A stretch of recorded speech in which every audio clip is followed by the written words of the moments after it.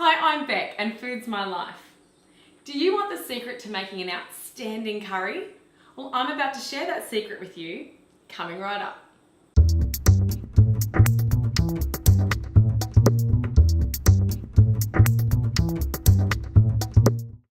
So, the secret to making a sensational curry, and perhaps the reason why my mother's curries are awesome, is because she makes her own curry powder from scratch.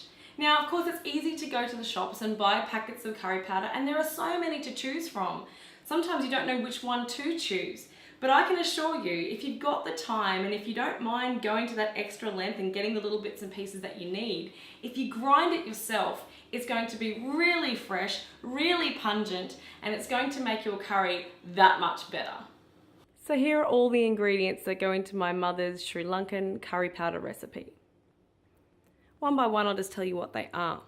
So over here we have 1 cup of coriander seeds. Here we have a 1/4 cup of cumin seeds, 1/4 cup of fennel seeds, 2 teaspoons of mustard seeds, 2 teaspoons of dried long grain white rice. So when this is ground up and added to the curry powder recipe, I'm pretty sure the reason why they add rice is because it sort of acts like a thickening agent. Here, of course, we have 2 sprigs of curry leaves. Now, when it comes to the curry leaves, if you don't have some growing in your garden, you still have plenty of options. If you want to grow some in your garden, please go and see your local nursery. If they don't have it, they should get it in for you really easily.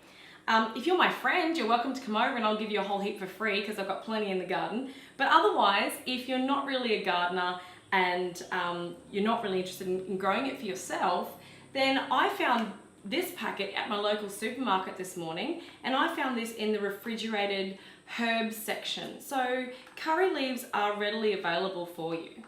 So continuing on, now we have 1/2 cloves, 1/2 cardamom pods, 1 stick of cinnamon. Now when it comes to cinnamon, I'm not being biased, but honestly, the best cinnamon in the world comes from Sri Lanka. Sri Lanka is the largest exporter of cinnamon, and the quality is just by far better than some others I have tried. So when I buy my cinnamon in the packet, I always make sure it says made in Sri Lanka. I've been to Sri Lanka many times, I've seen it being made. I know the love and care that goes into making these cinnamon sticks. It is a mammoth effort and a long, hard job. Lots of people can easily confuse cinnamon with cassia bark. Kind of looks the same, only cassia bark is a lot thicker and it has nowhere near the same flavour, so make sure you get good quality cinnamon. Then we have 1 teaspoon of black peppercorns, 2 dried red chilies that you can just dry yourself, keep a couple of red chilies in the sun until they are dried, and 1 teaspoon of fenugreek seeds. I guess we've not really heard about fenugreek much in Australia. The plant grows native in Western Asia, and I know that you can eat the leaves of the plant, but it's really the seeds that are used most often in Asian curries and dishes. Ayurvedic medicinal practitioners have been using fenugreek seeds for thousands and thousands of years. Apparently they are jam-packed full of goodness, they have healing medicinal properties. And so I guess when you're making a curry like this using all fresh ingredients and you're grinding it all yourself from scratch, you're not only doing yourself a favour and having an amazing yummy curry, but you're also doing your body a favour as well. It's really good for you. So now it's time to make our curry powder. To do that, you'll need a heavy based fry pan, no oil. We're going to dry roast these ingredients, so we don't need any oil. We are, however, going to stagger the order in which we add these spices to the pan. If we add the really fine spices in at the start, they're going to burn, and we do not want that burning flavour in our curry powder. We do want a nice roasted flavour, and we do want a nice dark brown roasted colour, because if you don't roast it long enough and it's not brown enough, your curry in the end is going to be a pale colour and it just doesn't look the same. So we want a nice colour on our roast, as well as the lovely flavour that we're going to get from roasting all of these ingredients off. So we're going to start with the heaviest ingredients first. These are the cup of coriander seeds that can go in first. Definitely our curry leaves can go in as well. So I just pull them off the stalk and add them in like that. Definitely the cinnamon, and I'm just going to break it up.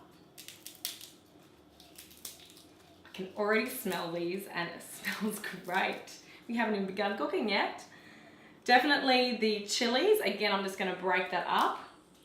Don't scratch yourself or scratch your face because it's really going to burn. The cardamom pods and the cloves. And we're going to add the peppercorns as well. Okay, so now I'll head over to the stove. So I've got the heat on fairly low to medium, and I've just been pushing this around now, and I haven't stopped for the last 5 minutes. Already it's releasing a wonderful aroma, and the curry leaves have started to crinkle up and dry out, but I'm still going to continue for a bit longer before I add those finer spices to the mix. Okay, so now that's been 8 minutes, it's starting to smoke quite a bit, and that's okay as long as you keep moving it around so that nothing's getting burnt. We want it to be a dark brown colour but not burnt, so it's a bit tricky to get this right, and it might take you a couple of goes to get it right. But I'm going to now take this out of the pan and into my bowl, and then I'm going to cook those other ingredients off. Okay, so in with the cumin, or the fennel, the cumin, the mustard, the fenugreek, and the white rice. Now this is where it's going to get really aromatic, and these spices do tend to pop and crackle a bit when you roast them off in the pan.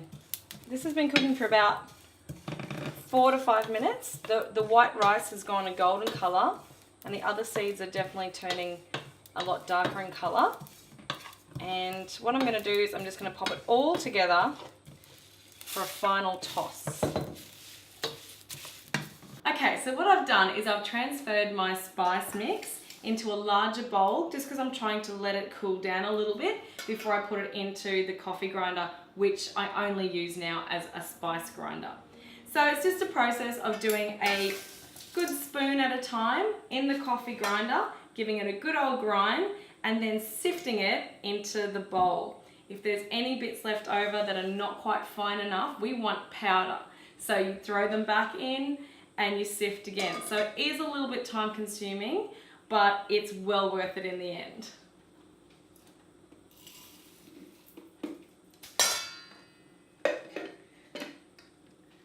Okay, so let's go.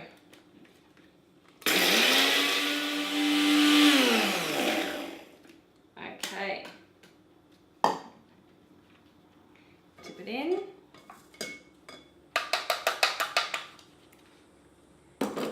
And now you have your very own homemade curry powder. Much better than anything you can buy from a packet. And those flavours are just so strong. So your curry is going to be fantastic. Okay, that was my last batch. So now I am done. Tip it into my sifter. Give it a good old sift. Now, something I didn't mention before, and I probably should have said it earlier, but if you're not very good with heat, but you still like curry, then what I suggest is you can follow this recipe, but just leave out the 2 red chilies. That way you still have a beautiful curry flavour, but there won't be any heat apart from those black peppercorns.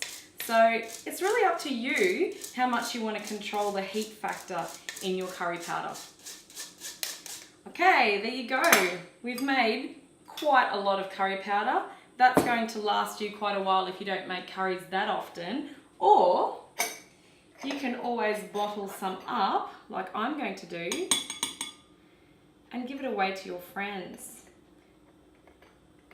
So I've got someone in mind who I know is going to love a little jar of curry powder, and I'm sure he's going to be very happy when I give him some of this. So there we go, we made quite a bit of curry powder today, and if you are going to make this, unless you're eating curry every day, it's probably a good idea to share this with your friends because it doesn't have a great long shelf life, probably about 12 months, and then I'd probably make a new batch because over time it does lose its pungency, and you want it to be full of flavour when you make your curry, so make sure you try and use it as soon as possible. So now it's over to you. Why don't you have a go at making my mother's recipe for Sri Lankan roasted curry powder. It's going to make a massive difference to the curries that you make, and you're going to absolutely love it. If you like what I've done and you want to stick around and see what curries I'm going to make with this, keep an eye on my videos. Subscribe, check out the links below where I'll leave details on my website and of course the recipe for this awesome curry powder. I'll see you next time.